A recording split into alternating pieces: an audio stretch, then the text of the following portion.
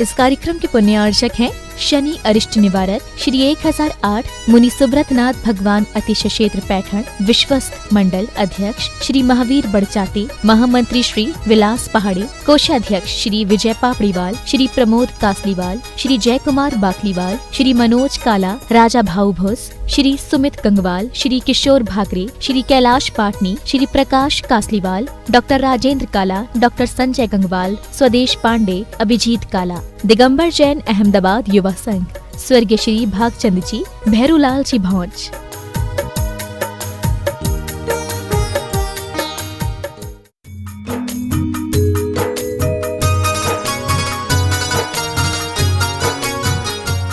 के जीवन में घट रही हैं, जो गुरुदेव अनुभव कर रहे हैं, जो आपके बीच में रह करके जी रहे हैं, उन बातों को शेयर किया गुरुदेव ने। मैं कोई प्रवचन नहीं कर रहा हूं, मैं तो गुरुदेव जो कहा है अपनी सूचनाओं के माध्यम से अपनी बात आप तक पहुंचा रहा हूं। गुरुदेव ने कहा कि क्रोध प्रीति का नाश कर देता है, मान विनय का नाश कर देता है, माया मैत्री का, और लोभ सब कुछ का नाश कर देता है। अब सोचो ना, पहले दिन क्रोध आया, दूसरे दिन मान आया, तीसरे दिन माया आई, चौथे दिन लोभ आ गया। लोभ, एक लोभ सब कुछ। और आप, तुम्हारी उदारता कैसी है? तो मंदिर गए, आप अपने आप को टटोलना कि हम कितने धर्म में कृपण हैं। तुम रुपये दान भी देते हो, पट रोते रोते देते हो, खुजला खुजला के देते हो। यदि वही क्रिया जितने उत्साह से तुम बोली बोलते हो, क्या उतने उत्साह से तुम पैसा देते हो? क्या जितने उत्साह से तुम बोली बोलते हो, उतने उत्साह से तुम क्या उसकी राशि जमा करते हो? रो रो के खुजला खुजला के पैदा करते हो, देते हो। निवेदन कर रहा हूं आपसे, आप मंदिर में गए, दिन की 1 बजे का समय है, मंदिर में कोई भी नहीं था। आपने दर्शन किए, भगवान को देखा, प्रणाम किया, आपने जेब में हाथ डाला, पर्स निकाला, पर्स में से आप एक 500 का नोट निकाल रहे थे। एक साथ 2 नोट निकल गए। एक नोट फ्रेश था, ताज़ा था, करेंसी का था, दूसरा पुराना था, गिलगिला पिलपिला था। आप मंदिर की गुल्लक में कौन सा डालोगे? कौन सा डालोगे? वो आप, मुझे पता है तुम क्या डालोगे, फिर भी पूछ रहा आपसे, आपकी बात आपसे कहला रहा हूं। कौन सा डालोगे? जो पुराना है, गिलगिला है, पिलपिला। क्यों? भगवान तो अंधे हैं, आंख तो तुम्हारे पास में ही। इसका दूसरा पक्ष देखो, यदि तुम फ्रेश नोट गुल्लक में डाल देते तो क्या तुम्हारा 500 का नोट 600 में चलता? क्या नहीं। लेकिन तुम्हारी धर्म के प्रति, धार्मिकता की प्रति, धन के प्रति अटैचमेंट है। दान देते तो हो, पर कृपण मन से देते हो। अब दूसरा पक्ष देखो इसका, आप किसी दोस्त की शादी में गए, बारात जा रही है, गीत बज रहा है, आज मेरे यार की शादी, आज मेरे यार की शादी। आपने जेब में हाथ डाला, पर्स निकाला, फिर एक साथ 2 नोट निकले। 500 का एक नोट फ्रेश था, एक पुराना नोट था। आप कौन सा नोट ऊपर करोगे? क्यों? अरे क्यों भैया, क्यों? अब आप सोचो, नहीं सोचो, हमारा मन कितना कृपण है धर्म के लिए। फिर गुरुदेव ने कहा, उपसमेण हणे को हम माना मद्वा जणे मायम चा जज्जो भावेणे लोहम संतोष उजणे। क्षमा से हम क्रोध को जीत सकते हैं, विनय से मान को जीत सकते हैं, सरलता से माया को पराजित कर सकते हैं, और संतोष से लोभ को जीत सकते हैं। जब तक चंडाल चौकड़ी समाप्त नहीं होगी, तब तक सत्य का जन्म होने वाला। अब कल आएगा उत्तम सत्य का दिन, और सत्य को शब्दों का जामा नहीं पहनाया जाए। गुरुदेव ही बोलते हैं, गुरुदेव ही कहते हैं। गुरुदेव ने अभी कितनी प्यारी बात कही। गुरुदेव ने कहा कि कुछ चीजें ऐसी हैं जिनको कमजोर मत समझो। गुरुदेव ने कहा कि ऋण को, घाव को, अग्नि को कमजोर मत समझो। और गुरुदेव की बात को मैं फिर वही बात मैं बोल रहा हूं, कभी भी 4 को कमजोर मत समझना, बीमारी को छोटा मत समझो। मैं जानता हूं, कलकत्ता में था, एक लड़के की जिब्बा पे छाला हो गया, छोटा सा छाला, सरसों की दाने के बराबर। सरसों का दाना कितना बड़ा होता है? टमाटर के बराबर। कितना बड़ा होता है? टमाटर के बराबर नहीं होता है, सरसों का दाना सरसों के बराबर का होता है, टमाटर के बाबू टमाटर होता है टमाटर के बराबर, सरसों का दाना भाई अहमदाबाद में टमाटर के बराबर होता है। सर मिली सरसों का दाना बराबर, उसके मुंह में छाला हो गया, उसने लाइटली लिया क्या ठीक हो जाए, उसने जीव से करते करते वो फैल गया। डॉक्टर को दिखाने गया, डॉक्टर ने कहा अर्जेंट आप मद्रास जाओ। मद्रास गया, डॉक्टर ने कहा कैंसर हो गया है, उसकी आधी जीभ काट दी गई। जरा सी लापरवाही, इतनी सी लापरवाही कहाँ ले जा सकती है। और ध्यान रखना, घर में एक व्यक्ति बीमार पड़ता है तो पूरा घर टेंशन में आ जाता है, पूरा घर टेंशन में, अरे मेरी माँ बीमार है, बेटे का पढ़ाई में मन नहीं लग रहा है, पति का दुकान में मन नहीं लग रहा है, सब रिश्ते क्यों, मेरी माँ बीमार है। निवेदन कर रहा हूं, गुरुदेव ने कहा कि ऋण को, घाव को, बीमारियों को कमजोर मत समझ, और मैं निवेदन कर गुरुदेव की बातों को और आगे फैला रहा हूं।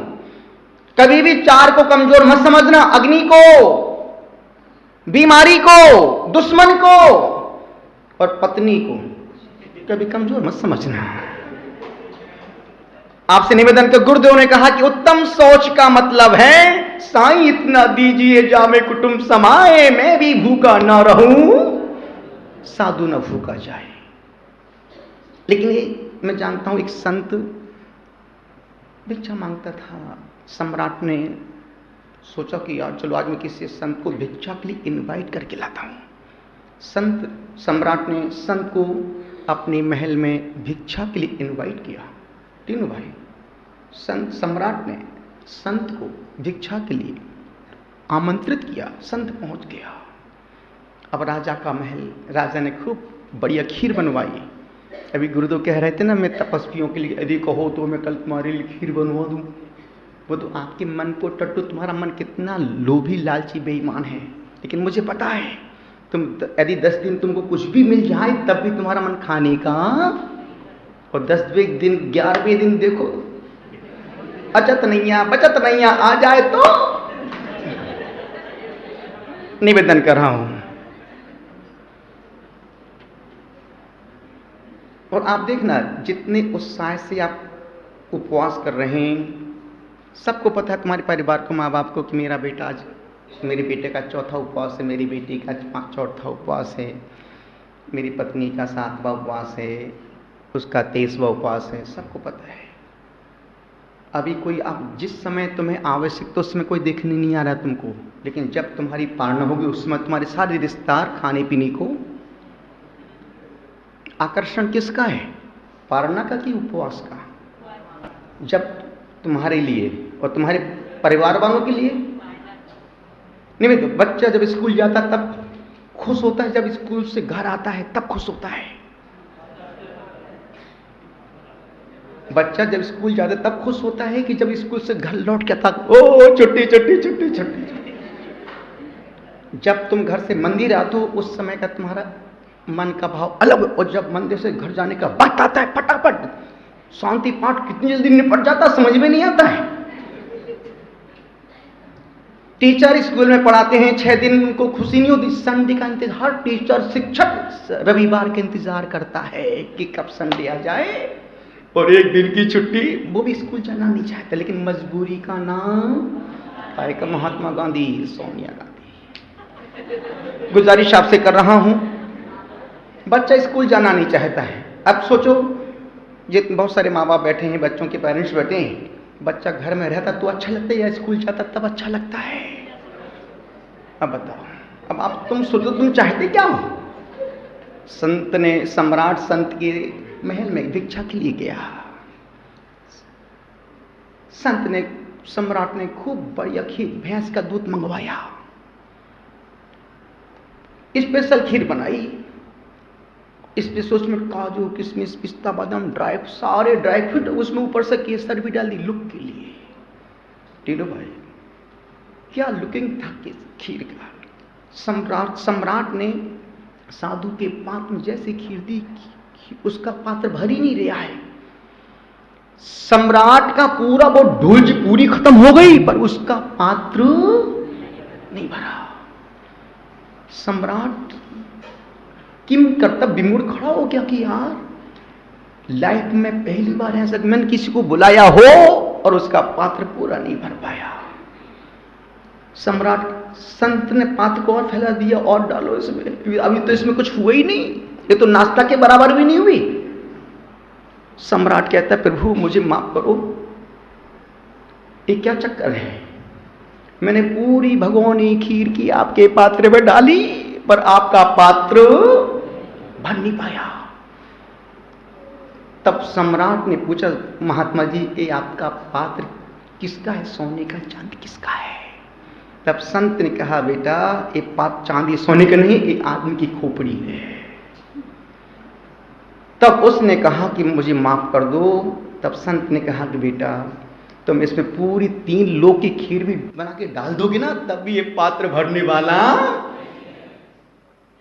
नहीं है। और तुम्हें भी इतने सारे लोग बैठे, यदि तुमको 50 करोड़ भी मिल जाए तब भी तुम रोते ही रहोगे, अरे यार कुछ नहीं है, कुछ नहीं, कुछ नहीं है। जब तुम्हारे पास कुछ भी नहीं था तब भी तुम रो रहे थे, और आज तुम्हारे पास कोई कमी नहीं है उसके बावजूद भी तुम वही शिकायतें, वही अभाव, वही मन की कृपणता। आदमी धन से गरीब कम है, मन से गरीब ज्यादा। अभी गुरुदेव ने कहा ना कि लेना ही लेना लोभ धर्म है, लेना ही लेना लोभ है और ये पशु धर्म है। देना ही देना ये संत धर्म है, संत दिन भर देता है, दिन भर जब आओ गुरुदेव यूं हाथ कर देते हैं, लगता है जैसे कोई 3 लोग को खजाना मिल गया हो। और गुरुदेव हाथ नहीं उठवा, एक बार देख के मुस्कुराहट दे दें, अरे गुरुदेव ने देख के मुस्कुरा दिया। तो गुरुदेव की मुस्कुराहट में सब कुछ है, प्रेम है, प्यार है, सेवा है, सब कुछ है, सब कुछ है। लेना भी देना भी, लेना भी है देना भी है, ये मनुष्य धर्म है, लेता भी है देता भी है। और जो सिर्फ लेता ही लेता है, जोड़ता ही, अभी गुरुदेव ने कहा कि जो कंजूस व्यक्ति हो, कितनी गुरुदेव छोटे छोटे प्रसंगों के माध्यम से आपके मन को गुदगुदाया, अपनी बातें, कठिन बातों को सरल शब्दों से पिरोया और कहा कि कंजूस व्यक्ति जाता था, उसने कभी तेल खरीद के नहीं लगाया। एक बंदे ने कभी चप्पल को बाहर यूज, एक चप्पल के उससे 50 साल, एक चप्पल, एक जोड़ी चप्पल 50 साल जिंदगी जी ली उसने। क्यों? कोई दिख जाए तो पहन लेता, निकल जाए तो डाल लेता, हाथ में जेब में डाल लेता था। वो कंजूस में यूं वहां को कर रही है, अरे बेटा पप्पू क्या कर रही है, पूरा तिल अपने माथे, उसके माथे का पूरे अपने चांद पर लगा लिया। निवेदन आपसे कर रहा हूं, कंजूस नहीं, उदार बनो, उदार बनो। जितनी उदारता से तुम एक, भले तुम यदि 100 दिन में 100 रुपये कमाती हो, उसका 1 रुपया दान करो। जिस मंदिर में जाते हो, जहां जाते हो, 1 रुपया दान करो, 1 रुपया निकालो। निवेदन आपसे कर रहा हूं, गुजारिश आपसे कर रहा हूं, क्रोध अधिकतम 48 मिनट तक हो सकता है।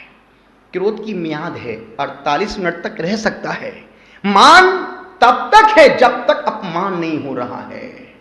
माया का अल्प समय है और लोभ जन्म के बाद से मृत्यु के अंतिम समय तक चलता है। तो गुरुदेव ने कहा उत्तम सोच का मतलब है मन के पात्र को मांझना। उत्तम धर्म का मत, उत्तम सोच धर्म का मतलब है कि जो प्राप्त है वो पर्याप्त है, इतना ही कुछ, इससे ज्यादा मुझे आवश्यकता नहीं है।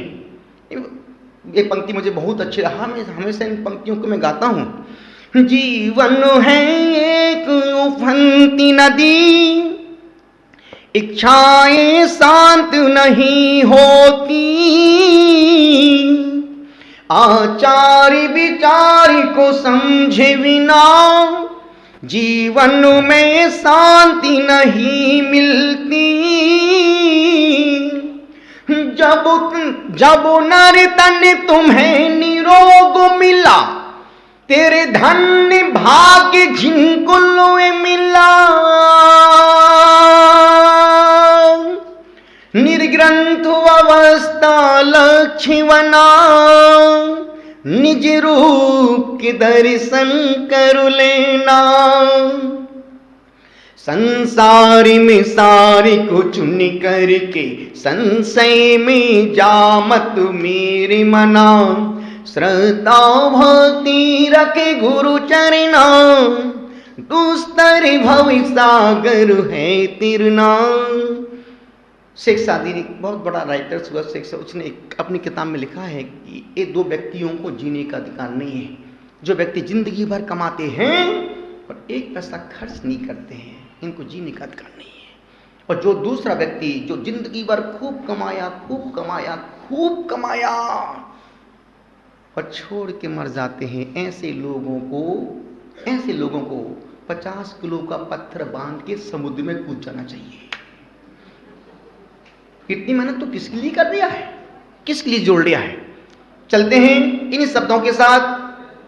मन को मांझने के लिए गुरुदेव ने कहा, घाव को कमजोर मत समझना, ऋण को कमजोर, एक पैसे का ऋण भी तुम्हें तुम्हारी रातों की नींद को खराब कर सकते हैं। चलते हैं इन सब से मुक्त होने के लिए, सत्य को स्वीकार करने के लिए दोनों हाथों को जोड़ें पूरे मन के साथ। मैं भी बोलता हूं आप भी बोलिएगा, मैं गुनगुनाता हूं आप भी गुनगुनाइएगा, मैं गाता हूं आप भी गाइएगा। ओम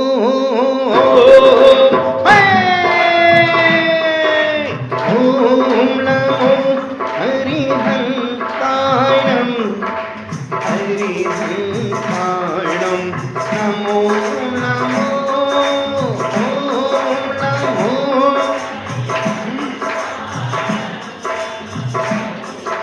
सायम नमो नमो ओम नमो श्री सीतायम सीतायम ओम नमो नमो ओम नमो श्री सीतायम ओम नमो नमो ओम नमो आयरियाणम आयरियाणम नमो नमो ओम नमो आयरियाणम आयरियाणम नमो नमो। हाथ ऊपर। ओम नमो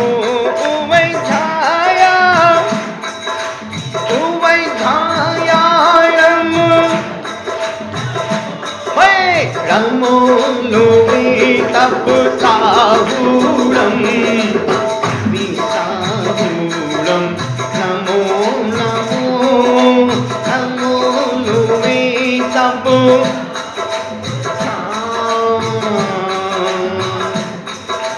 नमो नमो। मेरे गुरुवर पावन हैं, करुणा के वो सावन है। मेरे गुरुवर पावन है, करुणा के वो सावन है। जन्म मृत्यु दोनों के तट से पार लगा दिजटैया, हरिहति राम रमैया, हरिहति राम रमैया, हैया हो गैया हो गैया ओ हरिहति राम रमैया। निवेदन कर रहा हूं, गुरुदेव ने बहुत सारी बातें सत्य पर कही, लेकिन गुरुदेव का 20 मिनट का उद्बोधन घंटों घंटों को सोचने को मजबूर कर देता है। निश्चित एक एक शब्द में गुरुदेव ने कितनी प्यारी बातें कही। आचार्य श्री ने कहा कि सत्य को कांच के शीशे में रख नहीं सकते हैं, सत्य शोकेस में रखने वाली चीज नहीं है। गुरुदेव ने कहा सत्य को शब्दों का जामा भी नहीं पहनाया जा सकता है, सत्य शब्दों का विषय भी नहीं है, अनुभूति का विषय है। गुरुदेव ने बहुत सारी बातें कही और मुझे पता है एक शेर के पैर में कांटा लग गया, वो कांटा भी सेही का कांटा इतना लंबा होता है, जो कांटा आर पार निकल गया, शेर वहीं पर लेट गया। एक लकड़ी काटने वाला वहां से गुजर रहा था, उसके पास कुल्हाड़ी थी, देखा कि शेर लेटा हुआ है, रो रहा है, आंख से आंसू बह रहे हैं। वो व्यक्ति डरते डरते शेर के पास पहुंचता है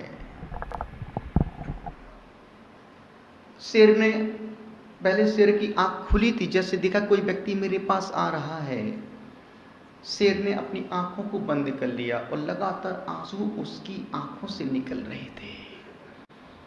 वह व्यक्ति डरते डरते, दिल तो धक धक कर रहा है, पर लगा कि यार शेर को दर्द हो रहा है, कांटा पैर में लगा है, इसका कांटा मैं निकाल सकता हूं। हिम्मत से वो शेर के पास गया, सिर पे हाथ फेरते फेरते उसने धीरे से कांटा निकाल दिया। शेर ने ठंडी सांस ली। शेर ने कहा कि भाई मेरे, तुमने मेरा कांटा निकाल के मुझे आज, तुमने मुझ पर आज बहुत बड़ा उपकार किया है। कभी जब कभी तुमको मेरी आवश्यकता पड़े तो मुझे याद करना। उसने कहा ऐसा मौका फिर कहां मिलेगा। उसने तुरंत मौके पे चौका लगा दिया। कहा अरे मालिक, तुम तो जंगल के राजा हो, पर 3 दिन बाद मेरी बेटी की शादी है, मेरे पास फूटी कौड़ी भी नहीं है। यदि तुम्हारी कृपा हो जाए तो मैं अपनी बेटी की शादी बिंदास कर दूं। शेर ने कहा चलो मेरे साथ गुफा में आओ। शेर उसको अपनी गुफा में लेके गया। गुफा में लेके गया, अंदर देखा कि खूब सारा सोने का ढेर लगा था अंदर। शेर ने कहा देख, तुम अपनी बेटी की शादी कर लो, जितना तुझे चाहिए उतना तू गोल्ड यहां से लेके चले जाओ। उसने क्या किया, अब उसकी धोती तो नीचे से फटी थी, कमजोर धोती थी, अब जितना बनता उस नीचे डाल रहा और नीचे से निकल रहा है। कहते हैं मन लोभी मन लालची मन चंचल चित चोर। लोभ का गड्ढा कभी भर नहीं सकते हैं। शेर बैठा है, देख रहा है कि देखो बंदे से जितना हो, जितना उसकी औकात उससे ज्यादा भर रहा है और धोती फट रही है, नीचे गिर रहा है, पर वो उसने जैसे तैसे करके जितना उससे बना उतना गोल्ड लेके जाए। मालिक बड़ी कृपा की, बड़ा उपकार किया तुमने मेरे ऊपर। घर पहुंच गया। दूसरे दिन सुबह शादी का निमंत्रण देने के लिए शेर के पास वो व्यक्ति आया कि मालिक आपको मेरी शादी में आना है, आज शाम को गीत संध्या रखी है, कल फेरे होंगे, अब जब भी समय मिले तब आप पहुंच जाना मेरी बेटी की शादी में। शाम को गीत, शेर भी गीत सुनने के लिए पहुंच गया, और जैसे ही शेर पहुंचा पूरी महफिल, किसने कहा खाली, तुम देख रहे थे बैठे बैठे खाली हो गई। जब तक मैं नहीं बोलूंगा तब तक वो खाली होने वाली, क्योंकि मैं सूचना दे रहा हूं। फिर क्या था, जैसे ही वो शेर पहुंचता है पूरी वो सभा खाली हो गई। शेर शेर शेर शेर। वो व्यक्ति जो निमंत्रण दे के आया था वो अंदर किसी काम में लगा था। अरे क्या हुआ, अरे बाहर शेर खड़ा है, शेर आ गया है। जैसे उसने बाहर आके देखा शेर खड़ा, अरे इससे डरो मत, ये तो मेरा पालतू गधा है, गधा। वो शब्द शेर के कान में पहुंच गए। शेर उल्टे पैर वापिस चला गया। तू देख रहा था, चला गया। जब तक मैं, अभी शेर खड़ा है, क्या कर लेगा तू? जब तक मैं नहीं बोलूंगा तब तक शेर वापिस जाने वाला। माता जी अभी शेर खड़ा है कि जा रहा है? अभी शेर खड़ा है, मुड़ मुड़ के देख रही है कि बंदा के इसने एक शब्द बोल दिया, ये तो मेरा गधा है, इससे डरो मत, सब वापिस पुनः बैठ जाओ। उल्टे पैर शेर वापिस चल गया। जाके शेर फिर लेट गया। उसने अपनी बेटी की शादी तो कर दी, सब कुछ कर दिया। शेर लेटा था, शेर की आंख से आंसू निकल रहे थे। जब वो जंगल गया, कुल्हाड़ी उसके पास में थी। उसने कहा मालिक आप आए, वापस लौट गए, क्या गलती हो गई मेरे से? शेर ने कहा जो तेरे पास कुल्हाड़ी है, इस कुल्हाड़ी को तू मेरे माथे पे मार। अरे मालिक कैसी बातें कर रहे हो आप, घाव हो जाएगा, चोट लग जाएगी, खून निकल जाएगा। शेर ने कहा देख, ज्यादा सत्यनारायण की कथा मत कर, प्रवचन मत कर, जितना कहूं तू उतना काम कर। उसने कहा, शेर ने कहा तू एक कुल्हाड़ी मेरे माथे पे मार। उसने कुल्हाड़ी उसके सिर पे माथे पे मारी, खून निकल गया। शेर ने कहा ठीक है, अब तुम 3 दिन बाद मेरे पास आना। 3 दिन बाद वो बंदा शेर के पास फिर पहुंच गया। तब शेर ने बहुत प्यारी बात कही, वही बात मैं आपसे कहना चाहता हूं। शेर ने कहा, देख जो तू मुझे कुल्हाड़ी मार के माथे पे गया था ना, वो घाव देख भर गया है, लेकिन जो तूने मुझसे कहा था कि ये तो मेरा गधा है, गधा, वो घाव मेरे दिल में अभी तक हरा भरा है, बोल क्या करना है। बात शेर की नहीं, बात हमारे जीवन की है। हम भी तो अभी गुरुदेव ने कितनी प्यारी बात कही, जो हम दिखते हैं वो है नहीं, जो हैं वो दिखते नहीं। सामने मुस्कुराते, बीत बाहर जाके खांसते हैं, सामने तुम्हारे गुरुदेव गुरुदेव गुरुदेव,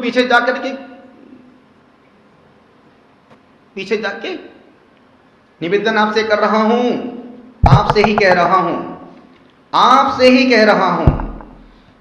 तो और तुमने सुना भी होगा, सत्य के बिना संसार नहीं चलता है। आपने सुना होगा, सत्य के बिना संसार नहीं चलता है, मगर मैं कहता हूं झूठ के बिना संसार नहीं चलता है।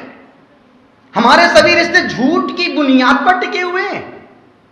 पर्दे के पीछे का सच अगर हम ईमानदारी से सार्वजनिक कर दें तो सोचिए क्या हाल होगा। सोचो क्या हाल होगा जब पति पत्नी के आपस में बात विवाद हो जाती है।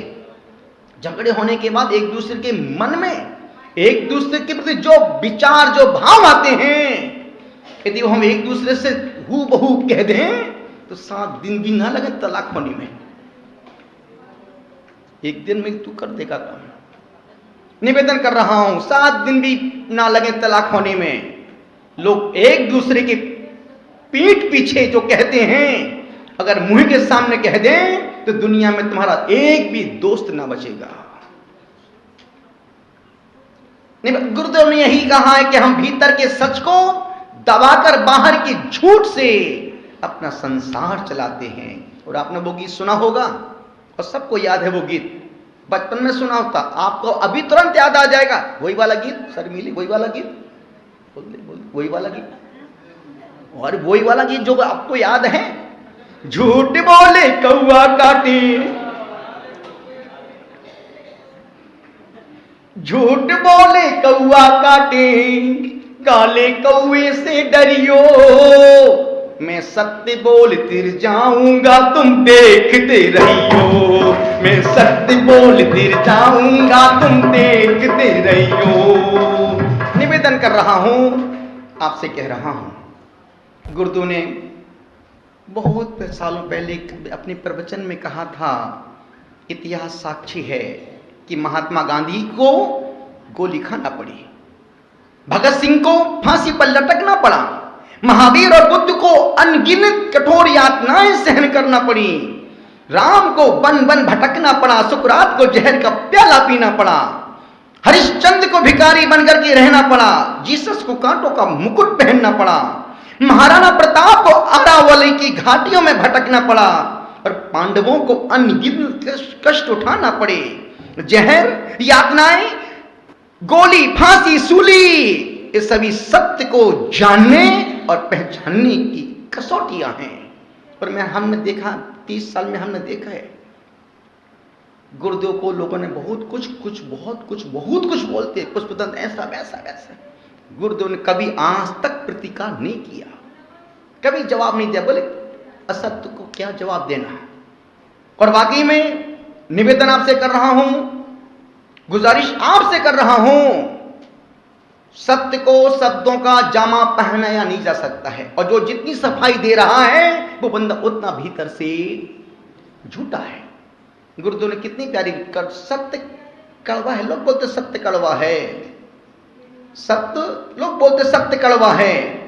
निवेदन कर रहा हूं आपसे, सत्य मधुर है पर सुनना बहुत कड़वा, बहुत कठिन काम है।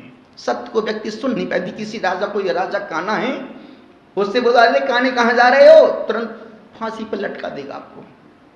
आपने सुना होगा, काने से काना कहो काना जाए रूठ, धीरे धीरे पूछ लो कि भैया कैसे गई तेरी फूट।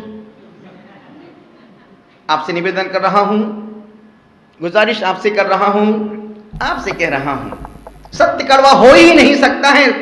गुरुदेव ने अभी वही कहा, सत्य कड़वा नहीं है। दूध कभी कड़वा नहीं होता है, लेकिन पित्त ज्वर रोगी को वही दूध, मीठा दूध भी कड़वा लगता है। कुत्ते को खीर नहीं पचती, यदि कुत्ता खीर खा के उल्टी कर दे तो उसमें खीर का क्या दोष? गधा मिश्री खा के मर जाए तो उसमें मिश्री का नहीं। सब कुछ मैं ही बोलूं क्या? निवेदन आपसे कर रहा हूं, यही कह रहा हूं, सत्य का प्रारंभ कठिन है पर अंत बड़ा मधुर मीठा है। असत्य का प्रारंभ मीठा है पर उसका अंत बहुत कड़वा है। घुट घुट के जियो और घुट घुट के मरो। गुरुदेव की प्रवचन की बातें गुरुदेव ने बहुत प्यारी बात कही। गुरुदेव ने कहा कि, और गुरुदेव पहले भी कहते थे, व्यक्ति 3 कारणों से झूठ बोलता है, हास्य के कारण से, लोभ के कारण से और भय के कारण से झूठ बोलता है। और आपका मोबाइल आपके झूठ बोलने का लाइसेंस है। आज से 20 साल पहले आदमी इतना झूठ नहीं बोलता था जितना आज का आदमी। ये सब कुछ मैं ही बोलूं क्या? आज का आदमी। निवेदन इतना सा ही कर रहा हूं, इतना ही उत्तम। सत्य का मतलब है मौन हो जाना। उत्तम। अभी आचार्य ने कहा ना, चंडाल चौकड़ी समाप्त हो गई। जब तक कसाई थी तब तक सत्य नहीं आया था, और जैसी 4 कसाई निकली सत्य का द्योतक प्रकट हो गया। और सत्य को संभालने के लिए कल संयम आने वाला है, और संयम की सुरक्षा तप के माध्यम से होगी, और तप को श्रृंगारित करेगा त्याग, और त्याग को निखारेगा आकिंचन। और फिर तुम कहोगे ब्रह्मचर्य। गुरुदेव ने कहा ब्रह्मचर्य का मतलब ब्रह्म आत्मा, और जहां आकिंचन शून्य हो जाओगे वहां पर ब्रह्म प्रकट हो जाएगा। निवेदन इतना सा ही कर रहा हूं, इतना ही कह रहा हूं, आपसे ही कह रहा हूं। सत्य, गुरुदेव ने कहा सत्य कड़वा उनको लगता है जो भीतर से झूठे होते हैं। अनुरोध आपसे कर रहा हूं, यही कह रहा हूं। इस सत्य का इतना ही मतलब है, दर्पण तुम टूट के झूठ नहीं बोलते हो। दर्पण तुम टूट के झूठ नहीं बोलते हो, पर हम टूटने के भय से मुंह नहीं खोलते हैं। टूटने के भय से मुंह नहीं खोलते हैं, और हिम्मत से सच कहो तो बुरा मानते हैं लोग। हिम्मत से सच कहो तो बुरा मानते हैं लोग। रो रो के बात कहने की मेरी आदत नहीं रही। चलते हैं, दोनों हाथों को जोड़ें, कमर को सीधा करें गुरु वंदना, गुरु भक्ति। गुरु भक्ति करके हम अपने गुरु ग्रह को और उच्च का करते हैं। दोनों हाथों को जोड़ें पूरे मन के साथ। मैं भी बोलता हूं आप भी बोलिएगा, मैं गुनगुनाता हूं आप भी गुनगुनाइएगा, मैं गाता हूं आप भी गाइएगा। ओम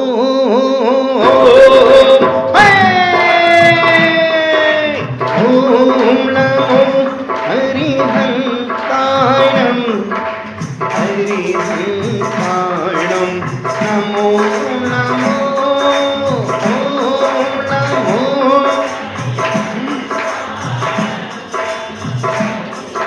ताणं नमो नमो ओम नमो कीर्तिदानं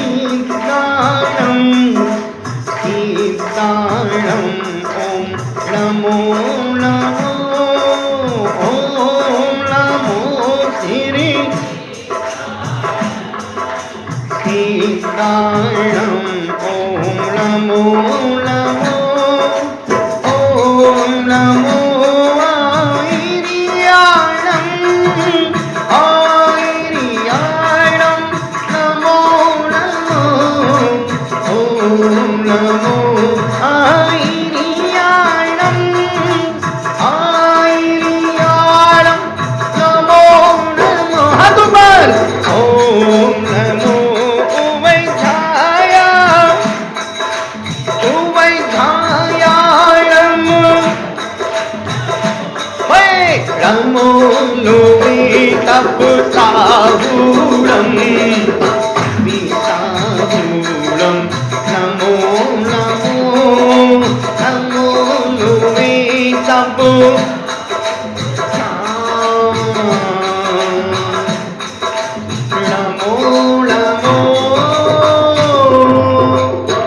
साथ अतिशयचित पुष्पगिरी पर आचार्य श्री पुष्पदंत सरज महाराज साहब का दरबार लगा हुआ है। अनेक अनेक यात्री रोज आते हैं, देखते हैं, दर्शन करते हैं, आनंद से सराबोर होकर के अपने गंतव्य की ओर, अपने लक्ष्य की ओर पहुंच जाते हैं। और निश्चित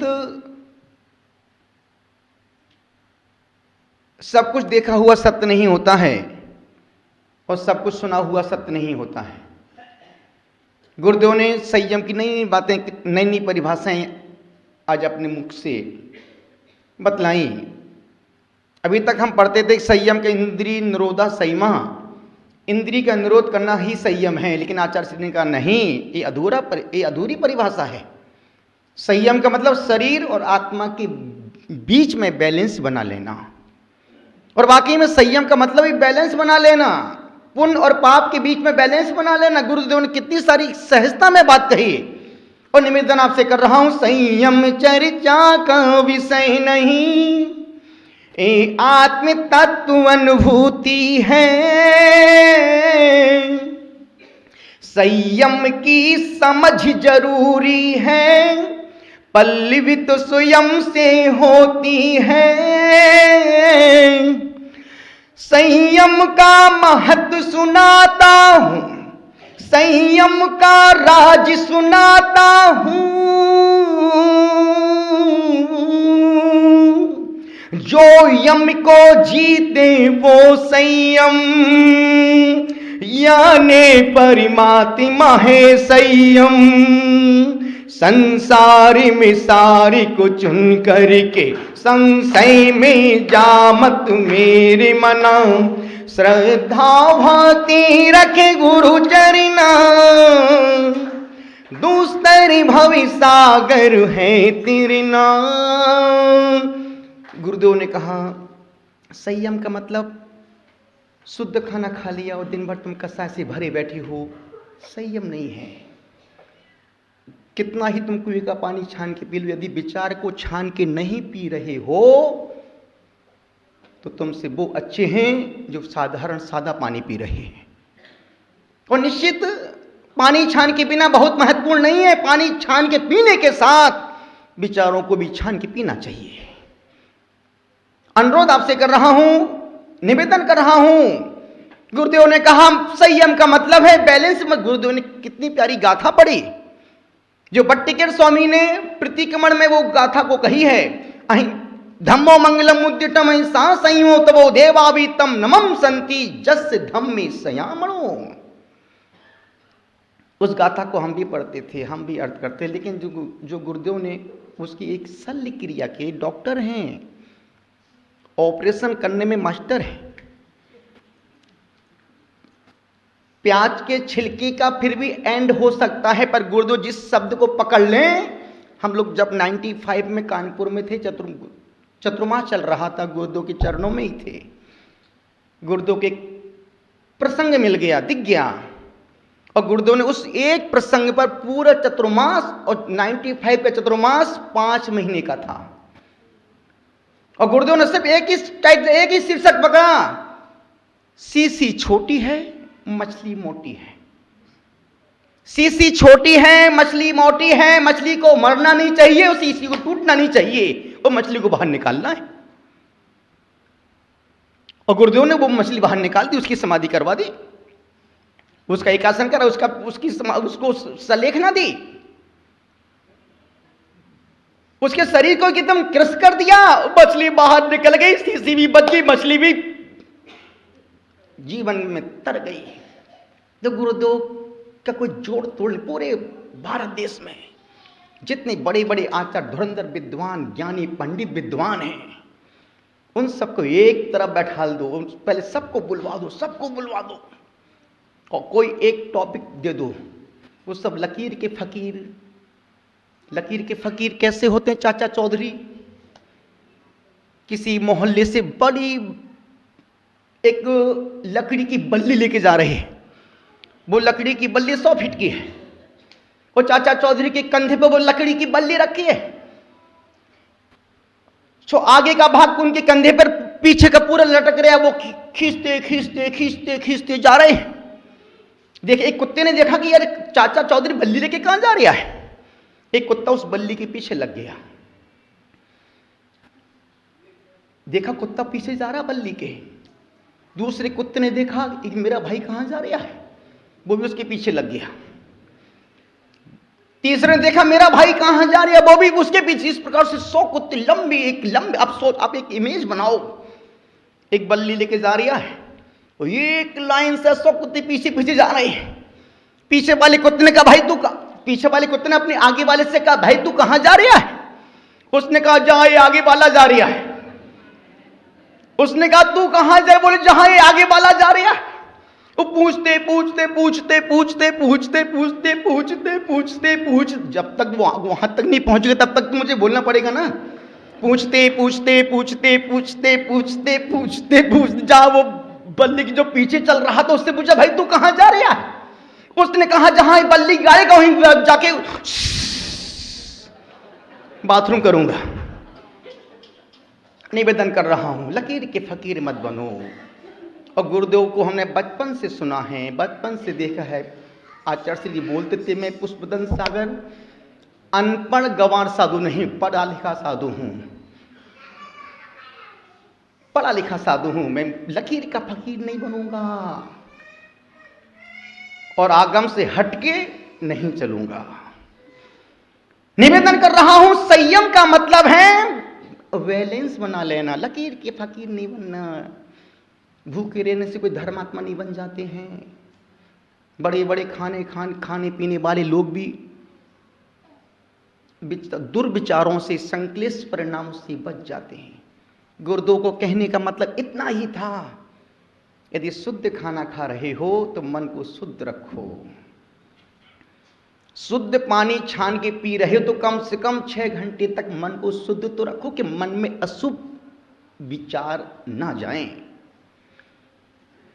और हमने देखा है जो जितना ज्यादा शुद्ध खा रहा है उतनी ज्यादा संक्लेश परिणाम, क्लेश कर रहा है, द्वेष कर रहा है, मुंह फुला के बैठा है। निवेदन, ये संयम का मतलब नहीं है। गुरुदेव ने कहा ये संयम का मतलब नहीं है। संयम का मतलब है अति से मुक्त होकर के बैलेंस बना करके जीना। संयम का मतलब है कि लक्ष्मण रेखा को खींच लेना। सीता ने एक लक्ष्मण रेखा का उल्लंघन किया तो कहां गई? ये सब कुछ मैं ही बोलूं क्या? कहां गई? कौन? सूर्पनखा नहीं, सीता ने एक मर्यादा का उल्लंघन किया। सीता कहां पहुंच गई? रावण। क्यों पहुंच गई? तुम कितनी दिन भर मर्यादा को उल्लंघन करते हो। रावण ने, सीता ने तो एक ही उल्लंघन किया था तो रावण के घर जाना पड़ा। तुम तो रोज हजारों मर्यादा का उल्लंघन कर रहे हो, तुम कहां जाओगे? सोचो कभी ऐसा हो तो रावण ने सिर्फ एक सीता पर ही मन खराब किया था। तुम्हारा मन तो रोज सीताओं पर कितना मन खराब हो रहा है। निवेदन आपसे कर रहा हूं, गुजारिश आपसे कर रहा हूं, आपसे कह रहा हूं, जीवन के सौंदर्य में संयम का सिंदूर आना चाहिए। जीवन के सौंदर्य में संयम का सिंदूर आना चाहिए। और मैं आज आपसे गुरु के समक्ष और गुरु के साक्षी पूर्वक कह रहा हूं, तुम भी कल से लिपस्टिक लगाओ। संयम का मतलब लिपस्टिक लगाना, वो वाली नहीं जो तुम सोच रहे हो। तुम अपने मन की बोलते ना, अपने मन में जो होता है वही समझ में आता है जो तुम्हारे मन में भरा होता है, और तुम अपने मन की जल्दी समझ जाते हो। आपसे निवेदन कर रहा हूं, गुजारिश आपसे कर रहा हूं, कह रहा हूं कि लिपस्टिक लगाओ, लेकिन वो लिपस्टिक नहीं जो खरगोश के खून से बनती है। वो लिपस्टिक लगाओ जो मुस्कुराहट की लिपस्टिक है। मुस्कुराहट की लिपस्टिक और शीतलता का चंदन माथे से लगाओ और दिन को संयममय बनाओ। अभी तो हमारे जीवन की गाड़ी, अभी हमारी स्थिति तो ऐसी है, गाड़ी तो बहुत सुंदर है पर उसमें ब्रेक नहीं है। गाड़ी तो बहुत सुंदर है पर उसमें ब्रेक नहीं है। अस्पताल तो अच्छा है पर उसमें डॉक्टर ही नहीं है, भोजन तो अच्छा पर उसमें नमक ही नहीं है, मंदिर तो बहुत अच्छा है पर उसमें मूर्ति ही नहीं है, जीवन तो अच्छा है पर उसमें संयम ही नहीं है। निवेदन आपसे कर रहा हूं, जिंदगी में मरने से पहले एक कोई भी नियम लेके मरना।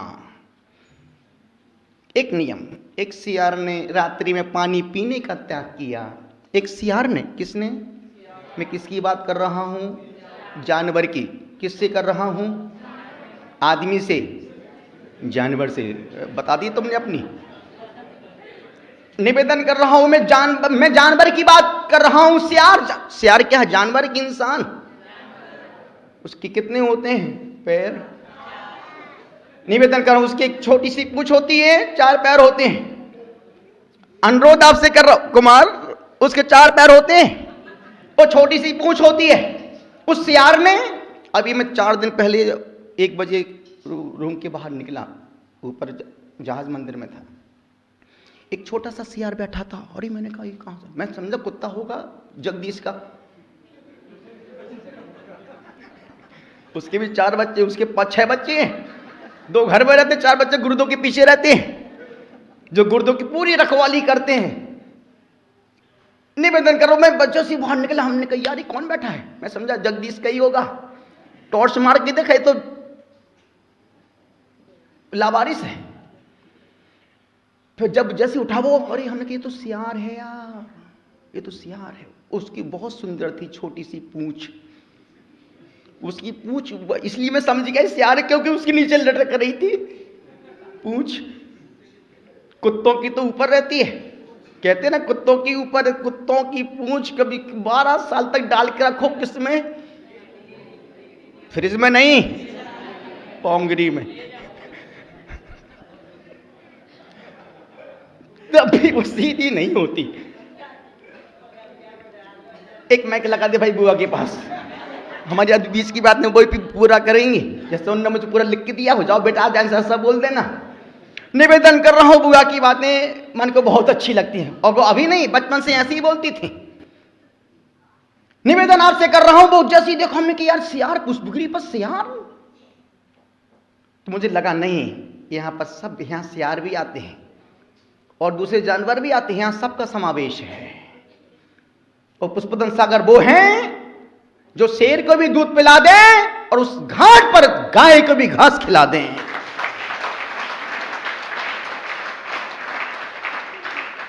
गुजारिश आपसे कर रहा हूं, निवेदन आपसे कर रहा हूं, आपसे कह रहा हूं, वो सियार, सुशील जी, सियार की बात कर रहा हूं। किससे कर रहा हूं? इंसान से। किसकी बात कर रहा हूं? जानवर की। उस सियार ने रात्रि में पानी पीने का त्याग किया कि मैं सूर्य अस्त के बाद पानी नहीं पीऊंगा। अब जैसी सूर्य ढलने की स्थिति थी, उसको प्यास लगी। जैसी बावड़ी में जाए, नीचे अंधेरा, ऊपर है तो प्रकाश। और सूर्य जैसी अंदर जाए, उस समय सूर्य अस्त होने वाला था। नीचे पानी पीने जाता, अंधेरा दिखता, ऊपर आता प्रकाश। जाते आते आते जाते जाते आते आते जाते जाते आते आते जाते, अब जितनी बार गया उतनी बार तो बोलना पड़ेगा ना, मैं जाते आते आते जाते जाते आते आते जाते। जैसे ऊपर आया, अब देखा कि बाहर, तू देख रही है, अंधेरा हो गया। जब तक मैं नहीं बोलूं तब, अभी तो प्रकाश है। नहीं, क्या कर लोगे तुम? फिर से नीचे गया, फिर ऊपर आया, देखा अभी भी प्रकाश है। ऊपर प्रकाश था, नीचे अंधेरा था। और जैसे ही ऊपर, नीचे से ऊपर आया, वो देखा कि यार अब तो अंधेरा आ गया। उसने पानी नहीं पिया। और तुम होते तो ऐसा मौका फिर कहां मिलेगा। उस धर्म के लिए तुम भी नरेंद्र मोदी बन जाओ। जब नरेंद्र मोदी जी अमेरिका में जाते हैं और नवरात्रि का समय होता है, और अमेरिका का राष्ट्रपति कहता है भाई लो डिनर करो, पूरे 56 पकवान बना के रखे थे। तब मोदी जी बोलते नहीं, अभी मेरा व्रत उपवास चल रहे हैं। और तुम होते तो काय का धर्म, अरे ऐसा मौका, तुमने हमेशा मौका में चौका लगाया है। और जितना तुम, हाँ बाहर की छूट, तुम्हारी सभी छूट बाहर की रहती है,